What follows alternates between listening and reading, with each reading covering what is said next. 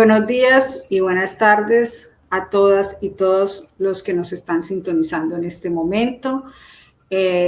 Soy Jacqueline Gómez Mantilla, historiadora de la Universidad Industrial de Santander, magíster en estudios sociales y culturales de los Andes y especialista en intervención comunitaria. El día de hoy traemos como parte del laboratorio de lenguajes artísticos en la primera infancia del proyecto Cinco Sentidos, avalado por la convocatoria de concertación nacional del Ministerio de las Artes, las Culturas y los Saberes, esta conferencia titulada La oralidad y la primera infancia, cuya finalidad tiene visibilizar la importancia que tiene la lengua oral en los niños y niñas de nuestro territorio, el cual les da la posibilidad de insertarse y conocer el mundo. Entonces, voy a empezar a compartir las diapositivas que tengo preparadas para el día de hoy. Vamos a iniciar entonces con lo que tiene que ver con el concepto de oralidad.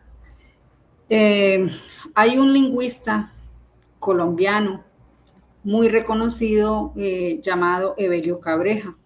Evelio Cabrejo nos relata cómo esa lengua oral tiene una historia que se pierde con el origen de la humanidad, dice él.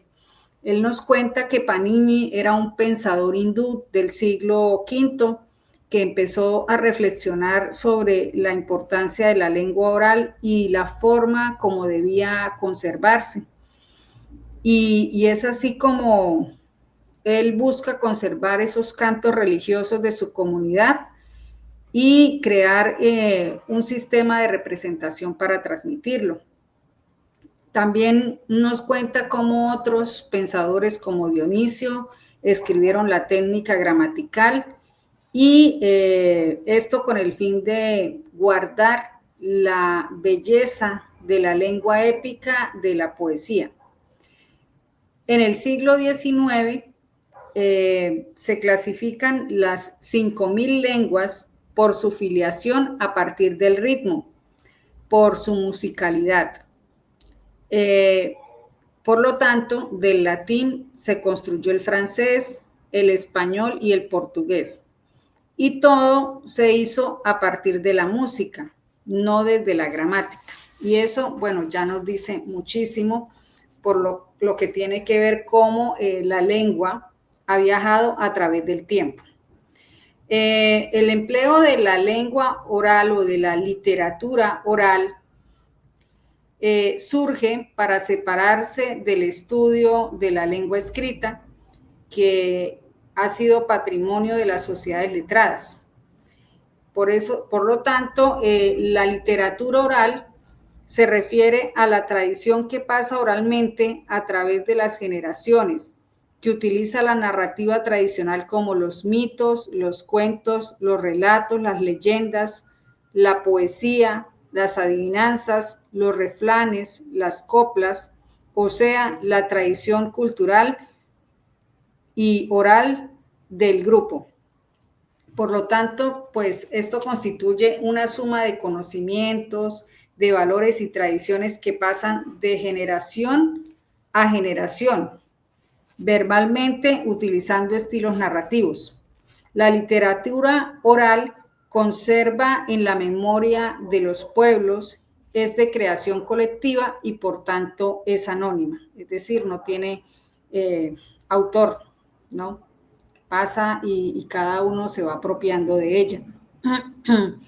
Sin embargo, pues hay una concepción occidental muy marcada y es la idea de que las culturas orales eran primitivas y tribales. Y en la actualidad se mide la alfabetización en función de cuántas personas están alfabetizadas en el mundo, ¿sí? Y el mundo oral se se relata como un mundo primitivo, atrasado, extinto, ¿sí? Por tanto, los nuevos estudios postcoloniales demuestran, como lo vemos aquí en la imagen que estoy presentando de la literatura oral, allí en esta imagen vemos los quipus, vemos una representación de lo que era el chasquí, que era un mensajero de los incas, y vemos el territorio de los incas, ¿no? El gran territorio, los dueños de los Andes. Y esto para decirles que las comunidades presentes en nuestro territorio, las comunidades incas y las comunidades aztecas, tlaxtecas y también todas las comunidades que estaban en nuestro territorio de norte de Santander, ¿sí? Sin el apoyo de una escritura como la conocemos hoy, efectivamente sí tenían una forma de comunicarse y una forma también de plasmar toda esa sabiduría y ese conocimiento en una representación que no es la del alfabeto occidental. Por eso allí encontramos los quipus. ¿Qué eran los quipus? Los quipus eran un sistema de inventario que manejaban los incas para poder contar los bienes que poseían, pero también era el archivo de una familia. Los colores representan también eso. Era una forma de guardar su historia, ¿sí? En un principio los quipus, pues, se menciona que los quipus eran solamente para contar cuánta maíz tenían, cuántas animales poseían, pero en los recientes estudios se ha encontrado que los colores también tienen otra significación y que eso hace parte de básicamente de la historia de la comunidad inca. Posteriormente, pues surgen los indígenas ladinos, que son los que aprendieron el español, cosa que no hicieron los españoles. Los españoles jamás aprendieron el idioma de los indígenas, ¿no? Y hay un indígena ladino, Guamán Poma de Ayala, que escribe un libro sobre las crónicas de nuestro territorio, de los incas y de cómo era su vida, ¿no? La vida antes de la llegada de los españoles y después de la llegada de los españoles. E incluso representa gráficamente la vida de los incas y allí nos muestra el chasquí, que era el mensajero que corría miles de kilómetros y iba llevando el mensaje y transmitiéndolo, ¿no? Ellos crearon una serie de caminos y por estos caminos se comunicaba muy fácilmente. El chasquí llevaba una caracola para anunciar que ya voy llegando y también llevaba un quipu y así se iba transmitiendo pues la información. Esto para decirles que estas comunidades prehispánicas tenían sus formas de registrar su vida y su cultura. Y desde la colonización, muchas culturas orales han terminado cercadas e invadidas, imponiendo a fuerza una lengua y una palabra escrita. Y eso pues lo dice Irene Vallejo en su libro, que incluso lo tengo aquí, muy bello, se llama El infinito en un junco. Bueno, entonces vamos a pasar a una de las representaciones que tienen que ver con esa lengua oral y que es muy importante para nuestras comunidades, ¿no? Las que aún existen, las que tenemos presente, ¿cierto? Que son nuestras comunidades indígenas. Entonces, ¿qué es el mito? El mito es una historia verdadera. Así lo dice Mircea Eliade en su libro Mito y Realidad, un antropólogo que ha trabajado lo que significan los mitos y la importancia. Entonces, al contrario de lo que se ha asignado en la actualidad como algo sin valor, como algo que no es real, muchas veces las personas dicen, eso es un mito, ¿cierto? Y se utiliza muy comúnmente para decir que es una mentira. El mito, la palabra mito, se utiliza en un sentido de ficción en la actualidad, de ilusión, de que no es verdad, y no como una tradición sagrada y una revelación primordial o modelo ejemplar. Entonces, en ese sentido, voy a leerles, como viene acá en la diapositiva, qué es el mito, ¿sí? El mito cuenta cómo, gracias a las hazañas de los seres sobrenaturales, una realidad ha venido a la existencia. Sea esta realidad total, el cosmos, o solamente un fragmento, una isla o una especie vegetal, un comportamiento humano o una institución. Entonces, allí en esta presentación yo muestro algunas imágenes del libro Somos Barí, Hijos Ancestrales del Catatumbo, un libro muy bello que hizo el Centro Nacional de Memoria Histórica, y allí nos cuentan cómo el plan de vida es un proyecto establecido por la ley de origen, o sea, el mito de creación, el mito cosmogónico de creación de la comunidad barí, que está centrado en la identidad, nuestra relación con la cosmovisión, cosmogonía, con la naturaleza y con el entorno. Refleja el espíritu, la historia y el modo de ser, vivir y los usos y costumbres de nosotros como pueblo, dicen allí los barí. Entonces, es importante comprender la estructura y la función de los mitos en las sociedades tradicionales en cuestión. No estriba solo en dilucidar una etapa de la historia del pensamiento humano, sino también comprender mejor una categoría de nuestros contemporáneos. Todas las religiones mediterráneas y asiáticas cuentan con mitologías, ¿sí? Está la mitología griega, egipcia, la india, ¿sí? Y lo importante o lo que debemos comprender es que esos mitos primitivos reflejan un estado primordial.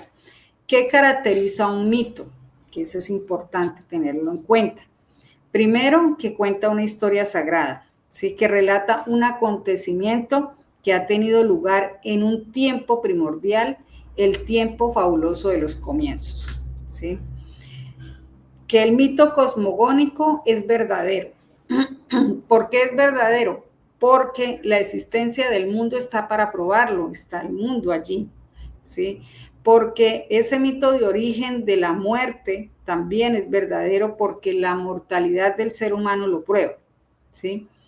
Por lo tanto, el mito para las comunidades indígenas es una realidad. Ellos han llegado a ocupar un espacio en el mundo y están allí para mostrarlo. El mito cosmogónico cuenta lo sagrado o sobrenatural. Se cuenta en un momento o en un espacio específico. El mito no se cuenta en cualquier momento. Para las comunidades indígenas, el mito se cuenta en una ceremonia o en un ritual en el que todos se reúnen para escucharlo, y esa es la forma de transmitirlo, ¿sí? Contándolo, y ¿quién lo hace? ¿Quién lo cuenta? El más sabio de la comunidad. Los mitos relatan el origen del mundo, el origen de los animales, de los accidentes geográficos, de las plantas, los seres humanos, los acontecimientos primordiales por los que el ser humano ha llegado a ser lo que es hoy. Por eso inicia con in ilia tempore, que significa en aquel tiempo, y relata un incidente, por ejemplo, ¿por qué el ser humano es mortal? ¿Por qué el ser humano pesca? Determina cómo se hace la pesca, la organización de la comunidad, puesto que el ser sobrenatural lo enseñó así. Entonces ellos siempre dicen, nosotros lo hacemos así porque ese ser sobrenatural, en el caso, por ejemplo, de los barí, Saba Seva, no lo enseñó a hacer así, Y esto en la actualidad traducido a nosotros, a nuestra cultura occidental, pues se diría de la siguiente manera, ¿no? Yo soy tal hoy día porque un cierto número de acontecimientos me ha sucedido. Por estos acontecimientos, pero estos acontecimientos no han sido posibles más que por la agricultura. Recordemos que la agricultura es la que dio origen a la civilización. Entonces, digamos, nosotros somos como somos porque una serie de sucesos nos han ocurrido para ser lo que hoy en día somos. Es lo mismo que pasa con las comunidades indígenas. Ellos dicen, nosotros hacemos las cosas así, somos así, porque hay unos sucesos que nos han antecedido y que nos permiten ser así. En ese sentido, pues voy a leerles el mito Barí, compartirles el mito Barí y compartirles el mito Kogi, para que miremos cómo se relatan esos mitos, cómo están construidos y cómo es la cosmovisión del mundo de la comunidad, de las comunidades indígenas. Entonces, el mito Barí, voy a leerles una parte, dice: cuando todo era oscuro y no había en la tierra sol, agua, árboles, peces, fuego, ni gente alguna, solo existían piñas y pequeños arbustos donde se encontraba Sabaseba y sus acompañantes.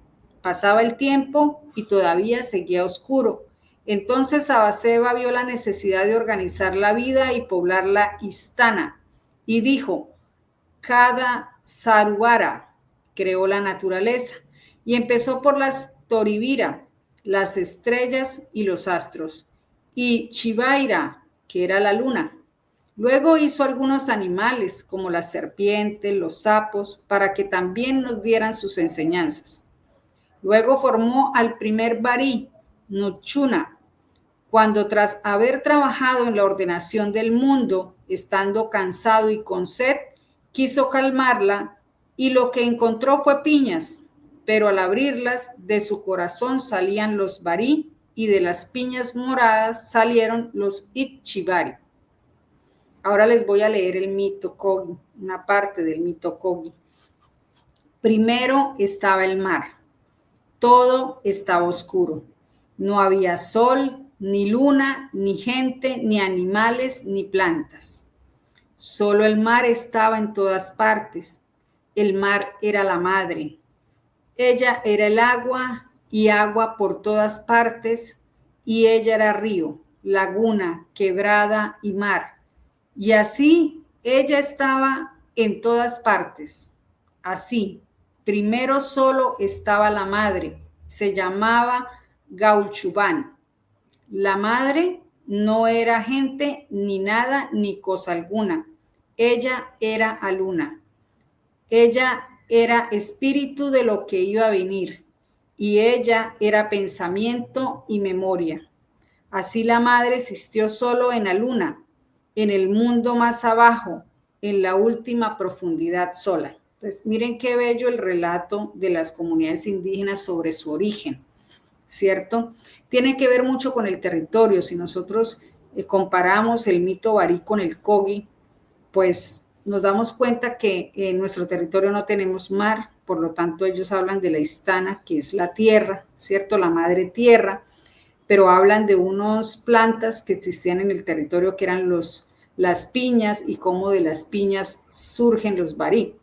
En el caso del mito Kogi, ellos hablan del mar, porque ellos están en Santa Marta y lo que hay a su alrededor es, aparte de la Sierra Nevada de Santa Marta, pues es el mar. Entonces, el origen lo datan desde el mar, ¿sí? Entonces, pero podemos ver también que todo estaba oscuro, que no había nada, que llega un ser superior que empieza a organizar y darle vida al mundo. Entonces, por eso para las comunidades indígenas el mito es una realidad, ¿sí? No es una ficción, y el empleo de la palabra mito es un empleo errado que desconoce todo lo que significa un mito en las comunidades y que deslegitima también, es un discurso occidental que deslegitima la sabiduría de las comunidades indígenas para decir que lo que ellos cuentan es un mito, ¿sí? Que no es una realidad. Bueno, otro elemento de la lengua oral que tenemos, pues, es la leyenda. ¿Cuál es la leyenda? ¿Qué significa la leyenda? ¿Qué función tiene? ¿Cierto? La leyenda es una narración que ha pasado de generación en generación, transmitido oralmente.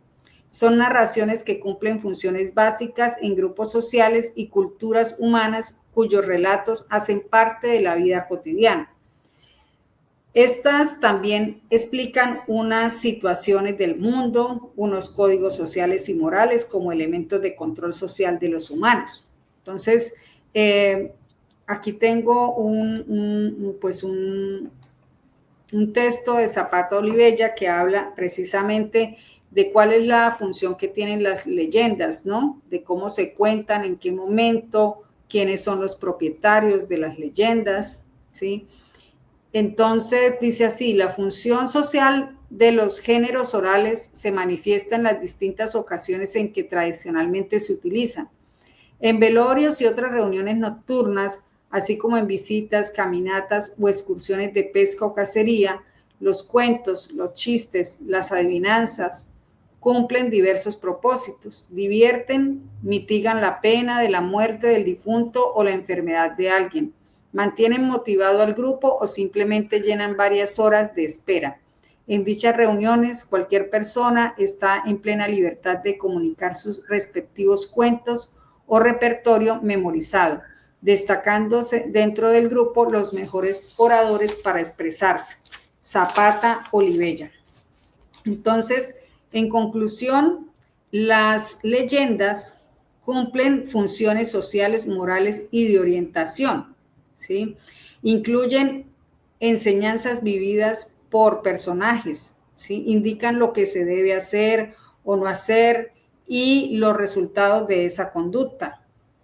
En estos relatos, al ser socializados a niños, niñas y jóvenes, pueden generar pánico en el auditorio, transmitir costumbres o pautas de acción y estas generaciones las interiorizan y las transmiten a sus hijos. Por lo tanto, a diferencia del mito, que es inamovible, es un relato de un origen, de una comunidad, las leyendas no son inmóviles, las leyendas se transforman porque como van siendo transmitidas de generación en generación, las van contando, se van adaptando a los diferentes tiempos y a las diferentes comunidades. Por eso, por ejemplo, La Llorona, pues tiene diversos nombres a nivel de Latinoamérica, ¿no?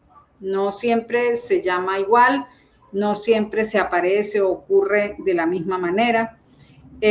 Por lo tanto, la autoría es anónima, no pertenece a nadie, mientras que el mito pertenece a una comunidad. El mito Barí pertenece a la comunidad Barí, el mito Kogi pertenece a la comunidad Kogi. Su transmisión se enriquece y se transforma, distorsiona o modifica el relato, ¿sí? Sus contenidos y las actuaciones de los personajes también se transforman. Se adapta a los nuevos tiempos y a la cultura donde se cuenta. Y hay diversas versiones, como decía, de la leyenda, ¿sí? En el caso del mito, es una sola versión, la cuenta una sola persona, se cuenta en un tiempo específico, se transmite y quien la cuenta es la persona más sabia de la comunidad. Los mitos también, al igual que las leyendas,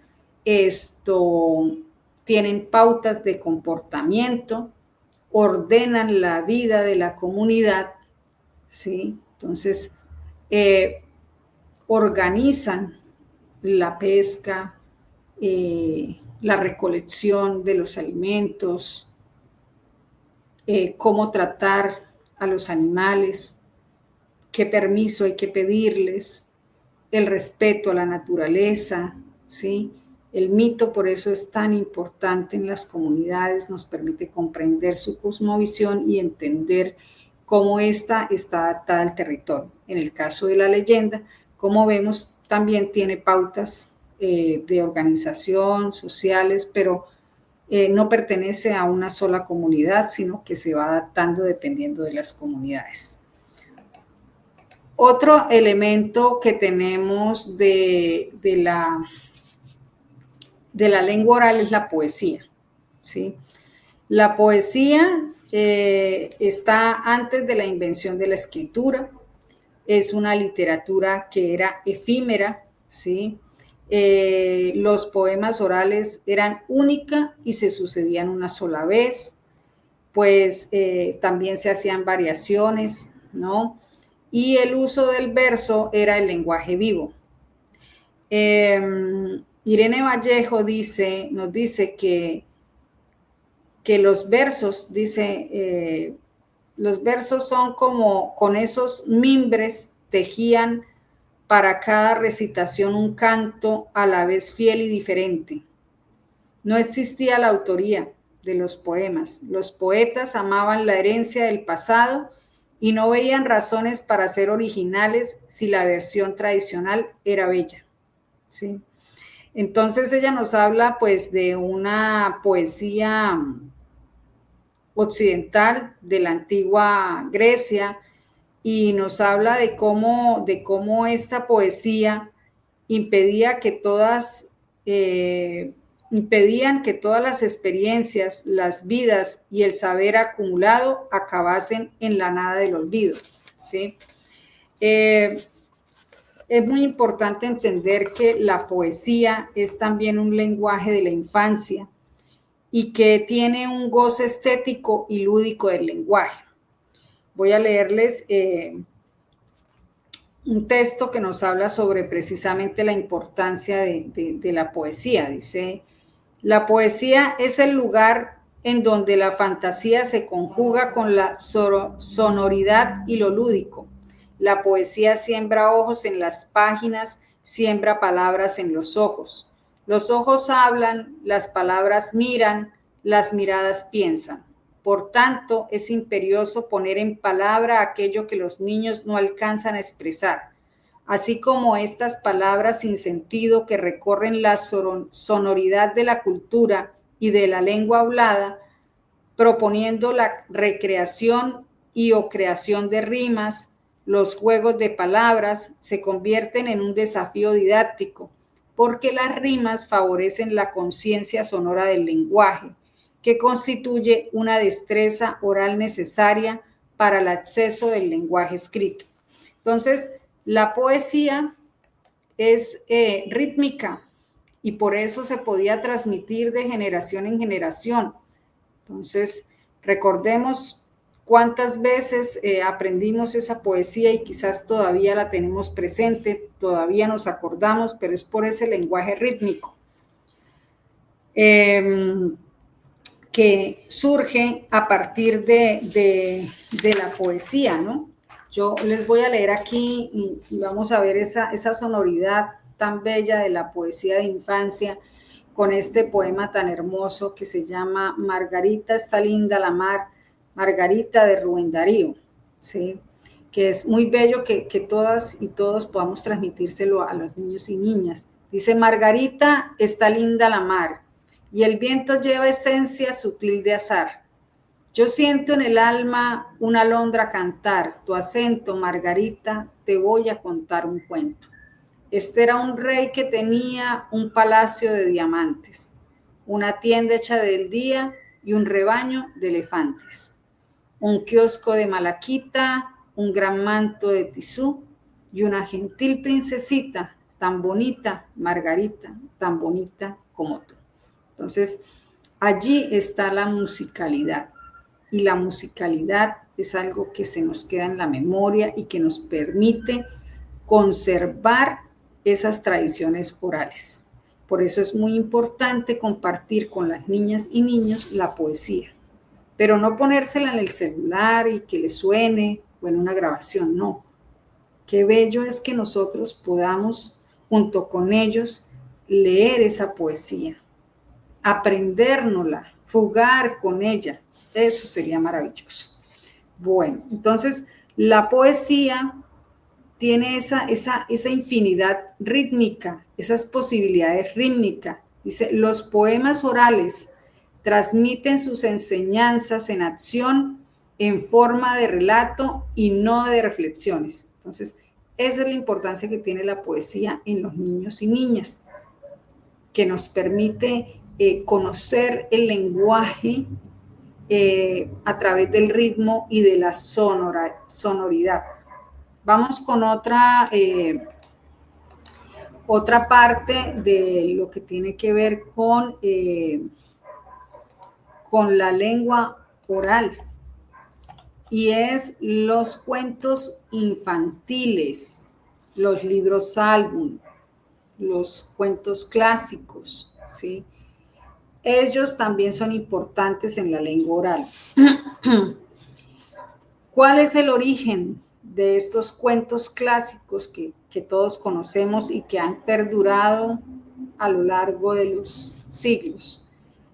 En un libro del historiador Robert Danton llamado La matanza de los gatos y otros episodios de la historia de la cultura francesa, este señor hace historia de las mentalidades y de la cultura, y él trata de evidenciar en esto proposiciones lógicas donde la gente piensa utilizando las cosas y todo lo que la cultura ofrece, como los cuentos y las ceremonias. Entonces, él en su estudio de la gran matanza de los gatos y otros episodios de la cultura francesa, nos habla sobre el origen de estos cuentos clásicos de la literatura infantil, que muchos conocemos por las transcripciones que hicieron los hermanos Grimm. Sin embargo, es importante mencionar que estos cuentos vienen y provienen algunos de Alemania y otros de Francia del siglo XVIII, ¿sí?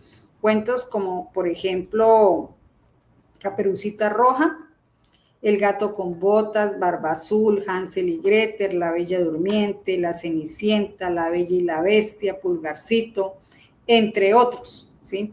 Dice que estos, en el siglo XVII, 1600, se pusieron de moda los círculos parisinos y que Perrault había tomado de la tradición oral todos estos cuentos, ¿sí? Se dice que los pudo haber tomado de la niñera de su hijo, posiblemente, y que esto él los adaptó a un gusto refinado de los cortesanos de salón, y los denominó los cuentos de Mamá Oca, ¿sí? Más o menos hacia el año 1697 él hace esa transcripción de estos cuentos, ¿sí? Pero les voy a leer un cuento de Caperucita Roja. Aquí vemos diversas versiones en la presentación de Caperucita Roja en la actualidad. Y así como están todas estas versiones, pues hay una versión original, la más original que se cuenta, donde podemos apreciar la distancia entre nuestro mundo mental y el de nuestros antepasados si imaginamos que arrullamos a nuestro hijo para dormirlo con la versión campesina primitiva de Caperucita Roja. Entonces les voy a hacer la lectura del cuento de Caperucita Roja. Había una vez una niñita a la que su madre le dijo que llevara pan y leche a su abuela. Mientras la niña caminaba por el bosque, un lobo se le acercó y le preguntó a dónde se dirigía. A la casa de mi abuelo, le contestó. ¿Qué camino vas a tomar? ¿El camino de las agujas o el de los alfileres? El camino de las agujas. El lobo tomó el camino de los alfileres y llegó primero a la casa. Mató a la abuela, puso su sangre en una botella y partió su carne en rebanadas sobre un platón. Después se vistió con el camisón de la abuela y esperó acostado en la cama. La niña tocó la puerta. Entra, hijita. ¿Cómo estás, abuelita? Te traje pan y leche. Come tú también, hijita. Hay carne y vino en la alacena. La pequeña niña comió así lo que se le ofrecía y mientras lo hacía, un gatito dijo, cochina, has comido la carne y has bebido la sangre de tu abuela. Después el lobo le dijo, desvístete y métete en la cama conmigo. ¿Dónde pongo mi delantal? Tíralo al fuego, nunca más lo necesitarás. Cada vez que se quitaba una prenda, el corpiño, la falda, las medias, la niña hacía la misma pregunta y cada vez él contestaba, tírala al fuego, nunca más la necesitarás. Cuando la niña se metió en la cama, preguntó, abuela, ¿por qué estás tan peluda? Para calentarme mejor, hijita. Abuela, ¿por qué tienes esos hombros tan grandes? Para poder cargar mejor la leña, hijita. Abuela, ¿por qué tienes esas uñas tan grandes? Para rascarme mejor, hijita. Abuela, ¿por qué tienes esos dientes tan grandes? Para comerte mejor, hijita. Y el lobo se la comió. Bueno, esta es la versión inicial de lo que era el cuento de Caperucita Roja y podemos observar las diferencias o las adaptaciones hechas por Perrault y los hermanos Grimm y los hermanos también Bettelheim, que quizás no los conocemos, no son muy conocidos, y allí pues observamos que en estas nuevas versiones pues no se menciona el canibalismo que se comete con la abuela, ni el contenido sexual de Caperucita antes de ser devorada por el lobo, ¿cierto? Pues estos autores sabían y conocían que los campesinos de la época no necesitaban una clave secreta para hablar de esos tabúes, ¿sí? Hay esta recopilación de estos cuentos de la Edad de Oro entre 1870 y 1914, que es cuando se vienen a recopilar, contados por campesinos que los habían aprendido desde niños, mucho antes del dominio de la lectura y la escritura, y que ésta se hubiera extendido por todo el campo, se hacían a la luz de una fogata. Los narradores ambientaban los cuentos y estos cuentos existían antes de que se conociera la palabra que hoy se utiliza como folclore, un neologismo del siglo XIX. Y se aprovecharon estos cuentos de la tradición oral para ilustrar algunos argumentos morales, sermones, que eran ejemplares desde el siglo XII hasta el siglo XV. Hay unas, si bien estos cuentos del siglo ya XIX estaban destinados a divertir a los adultos o a asustar a los niños, ¿no? Como el cuento admonitorio de Caperucita Roja, que aconseja que, bueno, que tienes que hacer caso, que no tienes que irte por el camino que no es, ¿sí? Pero vamos a ver que estos cuentos son el reflejo de una sociedad, de la sociedad del siglo XVII y XVIII en Francia. Vemos unas diferencias, nos dice Robert Dalton, dice que los cuentos alemanes tienen el tono del terror y la fantasía y los de Francia el humor y el carácter doméstico, que los campesinos de los albores de Francia habitaban un mundo entre madrastas y huérfanos como ocurría con Cenicienta, que existía un trabajo cruel e interminable, emociones brutales, crudas y reprimidas, que las herencias de los campesinos franceses y nobles impedían la fragmentación del patrimonio y favorecían al hijo mayor, como ocurre en los cuentos del gato con botas, Pulgarcito, Cenicienta y los deseos ridículos. Había infanticidio y maltrato a los hijos, enviándolos a pedir limosna o robar, los abandonaban. Comer o no comer era una situación que enfrentaban los campesinos de la época, como Hansel y Gretel. Era un lujo en esa época comer un pedazo de carnero, de puerco o de res, porque era una sociedad vegetariana por necesidad, ¿sí? También estos cuentos nos narran la casa, la villa y los caminos abiertos, como vimos en Caperucita Roja, ¿no? ¿Qué decides? ¿Por los de las agujas o los de los alfileres? Y todos en el hogar trabajaban para sobrevivir, tanto padres como hijos. Los hijos generalmente en los cuentos recogen la leña, cuidan las ovejas, traen el agua, hilan la lana, piden limosna, ¿sí? Y es más, se condenaba en esa época a los niños que no trabajaran, ¿sí? Por lo tanto, la explotación laboral a la niñez pues no se contemplaba, ¿no? Recordemos que se concebían como adultos pequeños. Y el matrimonio era otra cuestión muy importante, por eso en estos cuentos infantiles vemos la idea de casarse con un príncipe, ¿no? De salir de esa realidad, de escapar de esa realidad en la que vivían las mujeres. Y entonces las muchachas requerían de una dote para casarse y a menos que se conformaran con casarse con una rana, un cuervo o una bestia horrible, ¿cierto?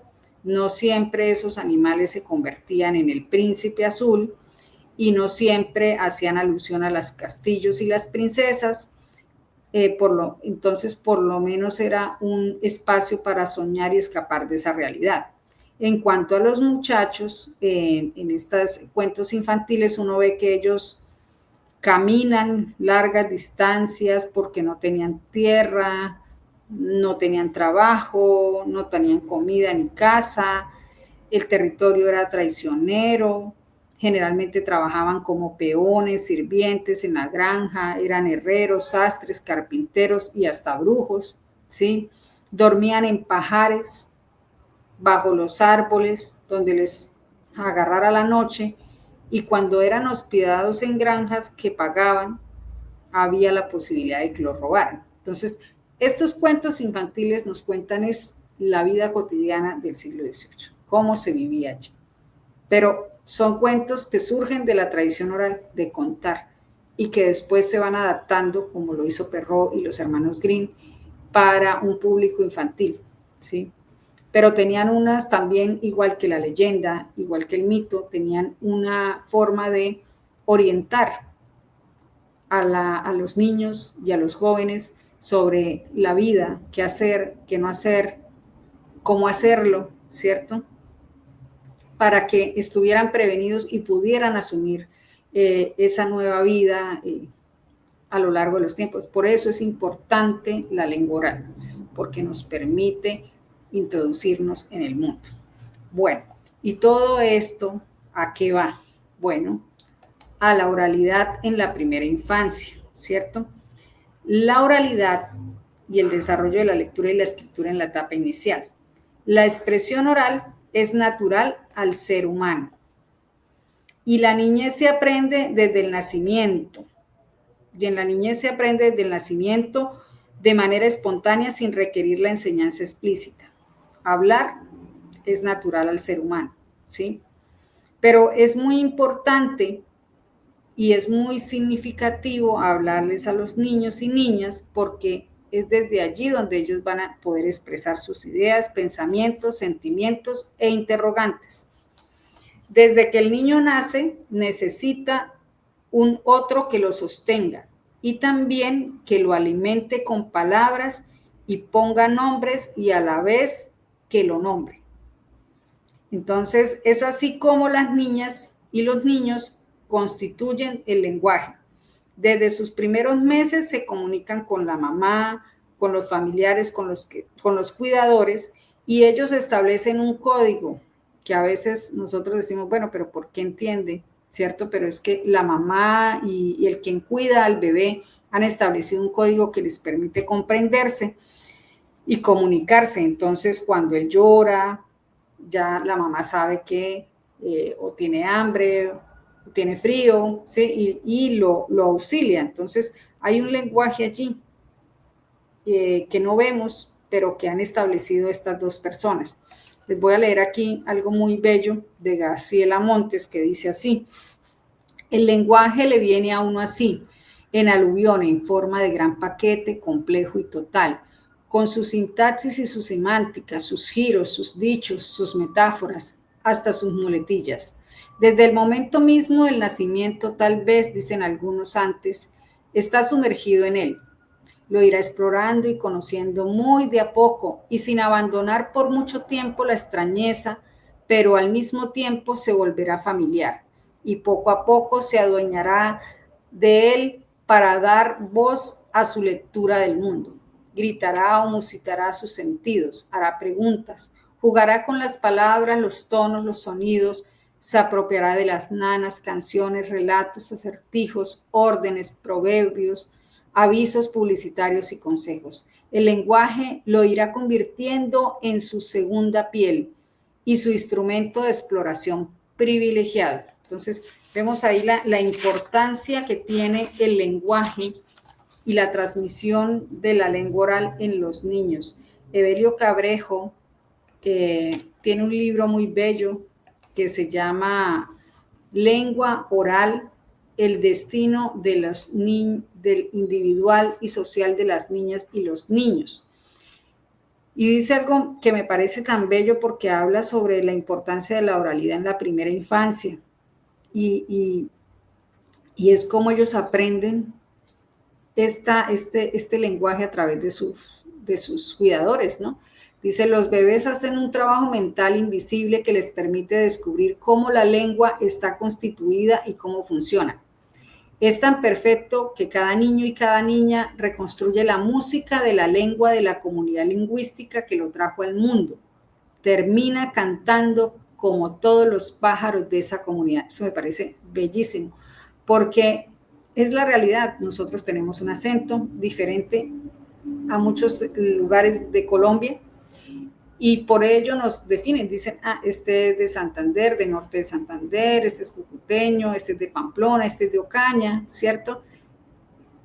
Terminamos cantando como los pájaros de nuestra comunidad, pero si los papás no les hablan a los niños, si ustedes no les transmiten su lengua, su lenguaje, sus palabras, los estamos dejando en desventaja frente a otros. Entonces, es muy importante que que los niños y niñas escuchen nuestra voz, no la voz de las nanas y los arrullos del celular, sino nuestra voz, esa voz que escuchan desde que están en el vientre. ¿En qué consiste la apropiación de la lengua oral? Toda lengua se puede unificar. Una consonante con vocal, unificar palabras para construir frases y los enunciados para construir discursos. Los bebés utilizan todos sus 5 sentidos para adquirir el lenguaje. Los adultos satisfacen las necesidades del bebé como la sed y el hambre, le cantan nanas y arrullos que ya están por desaparecer, cantos de cuna, le hablan con voz sonreída y cantada. Y todo esto se graba en el bebé, ¿sí? Todo esto se vuelve una construcción simbólica que permite al bebé convocar al otro porque llora para llamarlo, pero que también reconozca su existencia.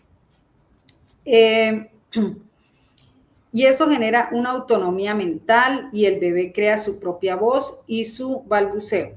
Entonces, toda lengua crea una literatura infantil en la cual está contenida la prosodia de la lengua, como el arrullo del negrito, duérmase negrito, el juego de esconderse, ¿sí? El rostro que aparece, que no aparece. Lo rítmico permite anticipar qué es lo que va a ocurrir. Entonces, es muy importante transmitir la lengua a los niños y niñas. En el primer año, los niños juegan con representaciones mentales. Pensemos en la experiencia que hicimos y que propusimos, que era el sonajero, ¿no? Esa última experiencia, allí el niño sabe que si mueve la cama, que si mueve o espicha un botón va a sonar, ¿cierto? Que hay una acción, efecto. Esos son sus primeros juegos en el primer año. Después vienen las primeras palabras y esas palabras pues son las que oye, pero no hay conectores, ¿no? Él no usa conectores, pero hace una representación de esa palabra, ¿sí? Su importancia está en que toda lengua tiene su literatura y sus nanas o cantos se van transmitiendo de generación en generación. Entonces, los niños condensan en una sola palabra lo que quieren decir. Por ejemplo, decía Evelio Cabrejo, papá señalando el zapato de papá. ¿sí? Señalan el zapato de papá y ya están diciendo que ahí ese zapato es del papá, aunque esté ausente. El papá no está, pero es el zapato del papá. Dicen zapato papá, zapato de papá. También aprenden a decir lo que es la ausencia, ¿no? No quiero, no quiero, no hay, papá no está, ¿sí? Entonces van organizando el lenguaje a partir de eso que es simbólico. Cuando nacen tienen todos sus 5 sentidos funcionales desde que escuchan la sonoridad de la voz de la madre, por eso hay una conexión muy enorme entre ellos, y la poesía es un diálogo sensorial y conceptual rítmica. Por ejemplo, eso es muy importante, ellos entienden y diferencian todo, codo, bodo. El bebé lo diferencia porque es muy musical. Por ello, es importante que los profesionales de primera infancia y los padres que no lo hacen están construyendo la desigualdad social. Si el bebé no tiene la posibilidad de la lengua cotidiana, la lengua del relato, de la narración, que permite a los humanos conocer cómo está constituida y cómo funciona la lengua, por lo tanto, pues puede generar desigualdad, ¿no? Es importante presentar diversas formas de lengua oral, posibilitar la escritura, que la representación de la lengua oral siempre está allí. Por ejemplo, Champollion, al encontrar la piedra Rosetta, Champollion, pues sabe que detrás de esos jeroglíficos hay una lengua. Él sabía que estaba el copto allí. Entonces, por eso es que un cuento es una oralidad escrita, dialoga con la literatura en voz alta, de calidad, la poesía, los mitos, las leyendas, todo eso es importante en la educación inicial, ¿sí?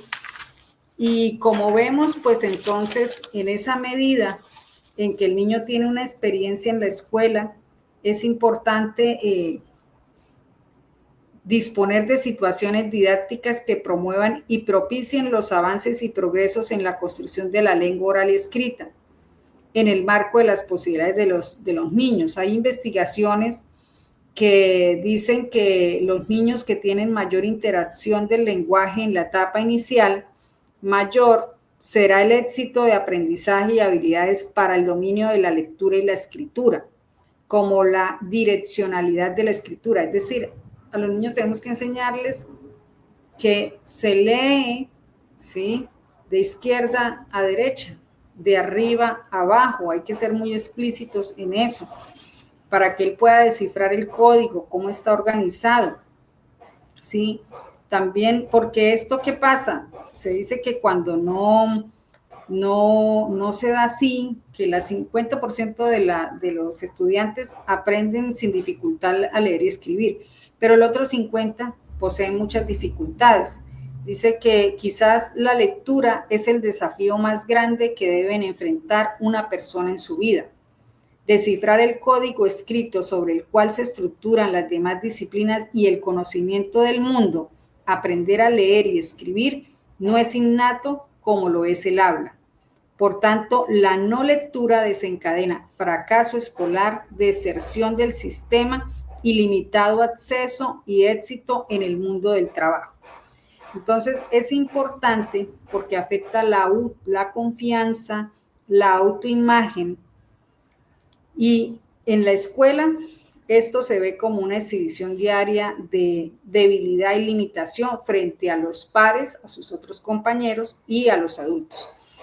Descifrar el alfabeto que vemos aquí, que contiene imágenes abstractas y carentes de sentido, que son simples garabatos que no representan ideas, porque vamos a ver cómo evolucionó la escritura, pero es muy complejo, ¿no? El niño tiene que aprenderse 27 letras, 22 sonidos y 5 dígrafos, ¿sí?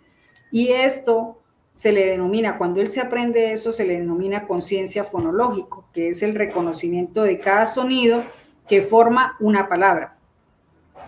y por lo tanto eso requiere de una instrucción muy explícita para que pueda adquirirlo con mucha más facilidad. Entonces, es importante que el docente enriquezca las experiencias de los niños y niñas en las instituciones educativas a través de la lengua, de experiencias cotidianas, del contexto sociocultural, que involucran cómo se habla, cuándo se escucha, cómo se inicia y se cierra una conversación, ¿sí? Que involucra además la literatura infantil, que involucre las rondas infantiles, el trabalenguas, las rimas, la lectura de cuentos en voz alta, que involucre el mito, que involucre la leyenda, ¿sí? Es importante que se planeen estas intervenciones, ¿sí? Y que a través de la educación inicial los infantes vayan adquiriendo estrategias que les permitan familiarizarse y conectarse entre lo oral y lo escrito, ¿sí? Y es a través de esto que nosotros los vamos conectando, ¿no? Para que el niño desee hablar,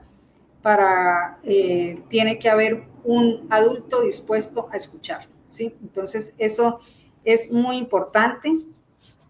El docente habilitará de manera intencional y sistemática espacios variados dedicados a la lengua oral, donde todos puedan intervenir y escuchar respetuosamente lo que los niños dicen, de manera que las palabras circulen con fluidez, haciendo que todos en la sala sean protagonistas del discurso. Entonces, es importante que se generen espacios de diálogo, ¿sí?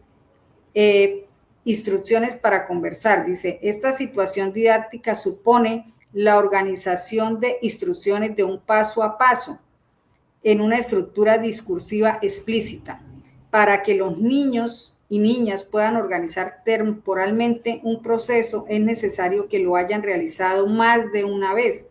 En tanto, se trata de que recurran a la memoria de lo sucedido y aprendan a comunicarlo como instrucción ordenada en el tiempo.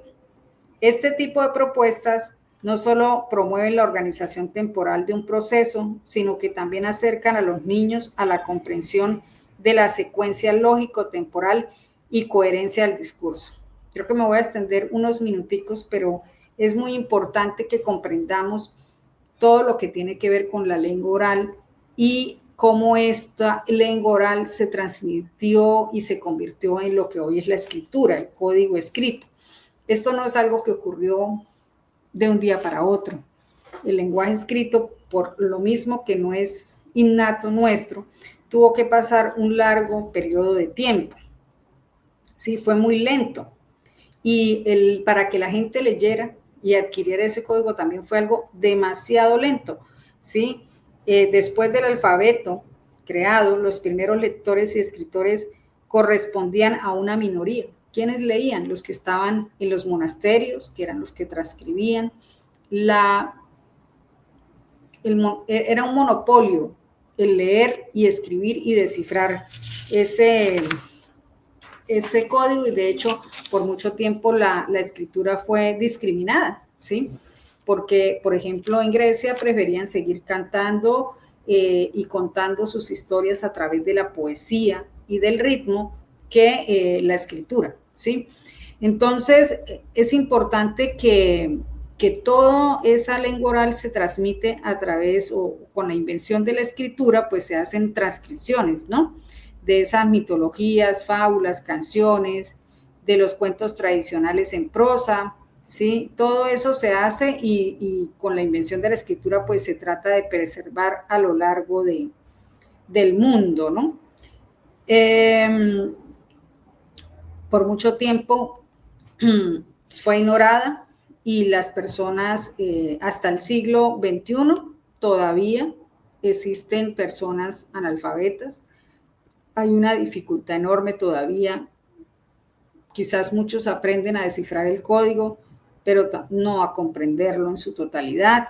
Entonces, el surgimiento de la escritura pues se da por una necesidad de contar, de registrar las propiedades, porque empezaron con jeroglíficos, pero las propiedades siguieron creciendo tanto que era tan difícil registrarlos en esas tablillas de los sumerios, que fue la escritura cuneiforme, porque era como una cuñita, como vemos allí. Entonces empiezan a buscar símbolos que sean mucho más fáciles de registrar. Y esto no solo pasó en el occidente. Los incas, como decíamos, también tenían los quipus, que era la forma de registrar esos inventarios, ¿no? Y esas propiedades.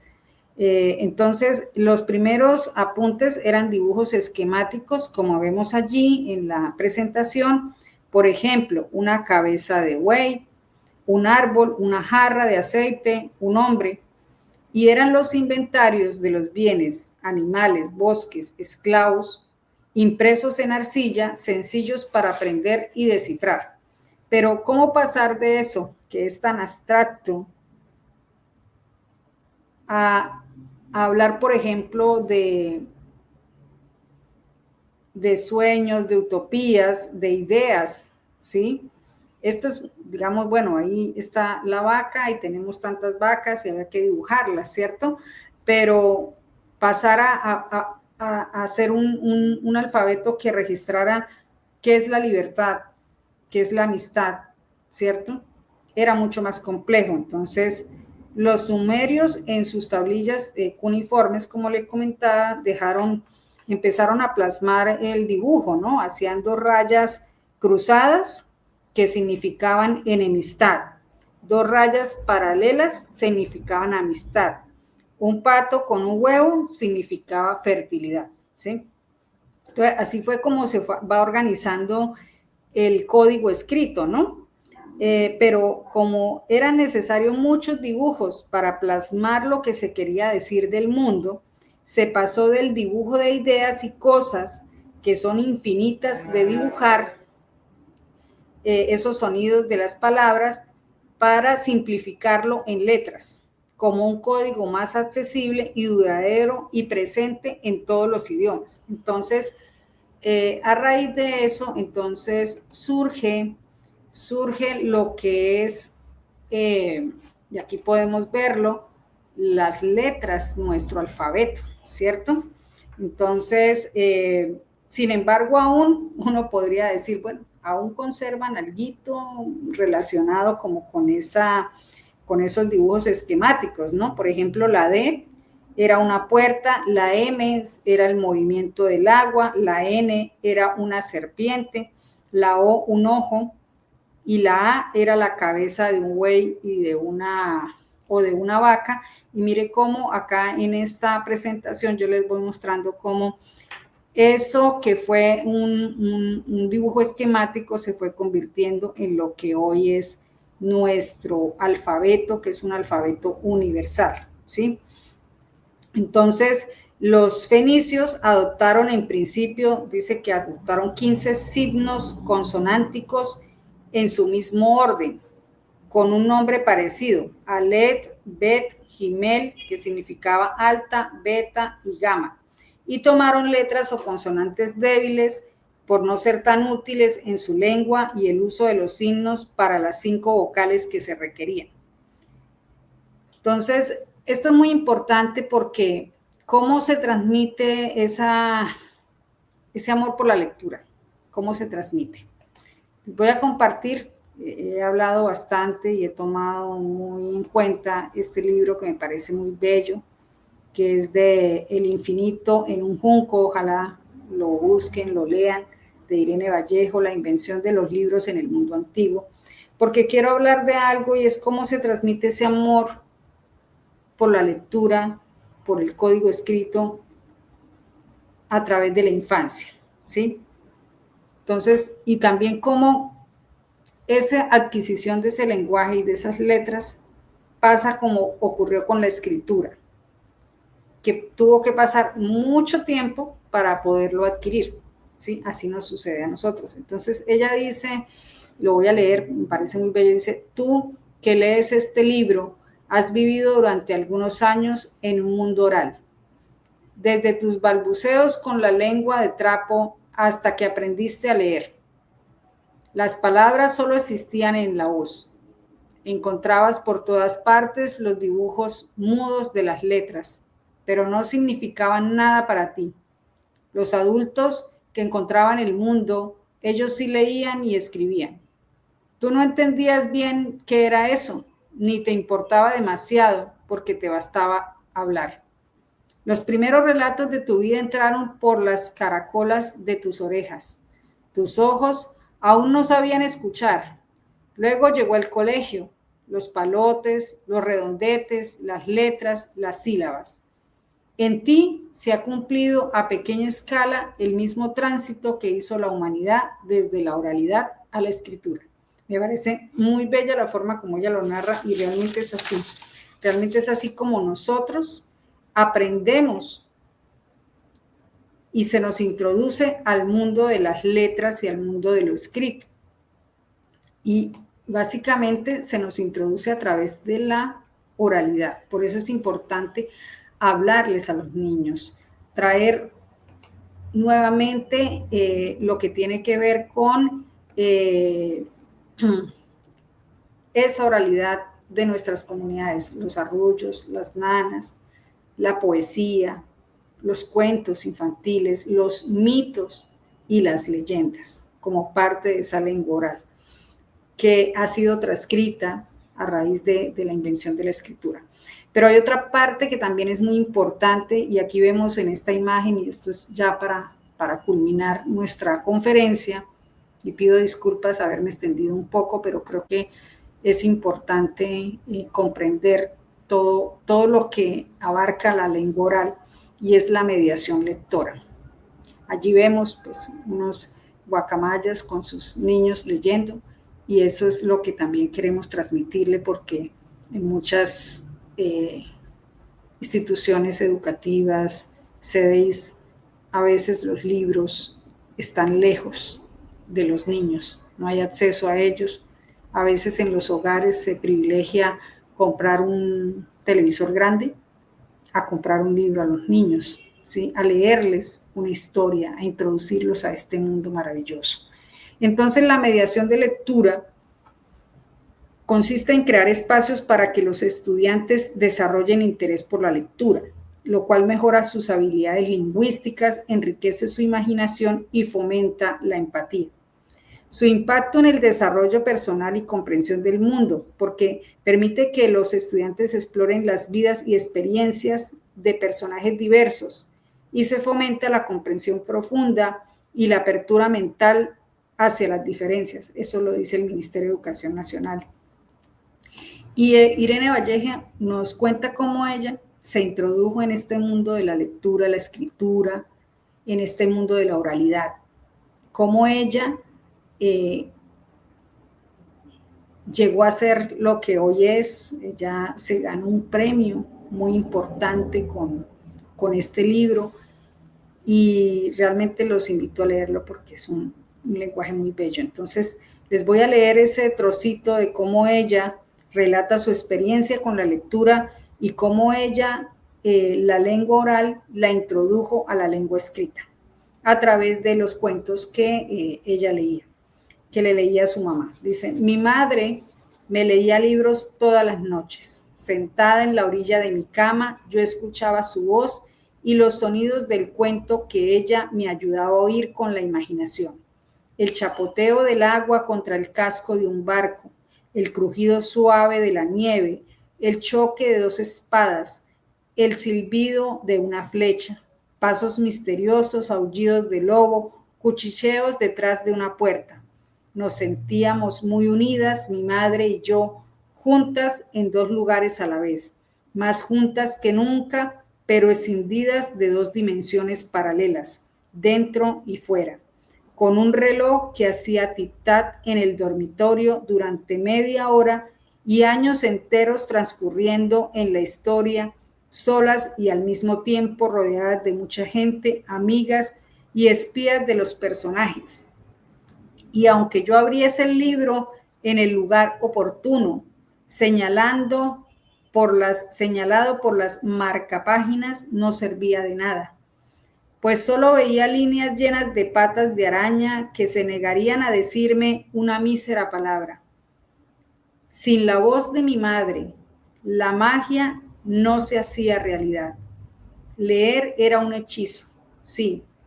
Conseguir que hablasen esos extraños insectos negros de los libros, que entonces me parecían enormes hormigueros de papel. Y bueno, con esta reflexión tan bella que hace Irene Vallejo en torno a cómo ella ingresa a la lectura y a la escritura a partir de la narración que todas las noches le hacía su mamá, culmino esta conferencia. Realmente, pues queremos que cada una de ustedes allá en sus CDIs con sus niños y niñas, que cada uno de los papás y las mamás vuelvan, recuperen esa lengua oral, la transmitan a sus hijos, compren libros para los niños y niñas, compartan la lectura, regálenle su voz, no le regalen la voz del celular, la voz del computador, no, regálenle su voz. Yo creo que ese es el mayor acto de amor que uno puede hacer con sus hijos y con sus estudiantes, su cadencia, su sonido. Recuerden, dentro de las aulas, siempre tener allí a mano un libro, un poema, un arrullo, una canción, un mito, una leyenda. Les agradezco a todas y todos los que nos sintonizaron y realmente nuestro propósito es cómo la oralidad se convierta en un pilar, vuelva a ser tan importante como lo ha sido a lo largo de los tiempos, porque es la que nos permite introducirnos en la literatura y en la escritura. Un abrazo y feliz día para todos y para todas.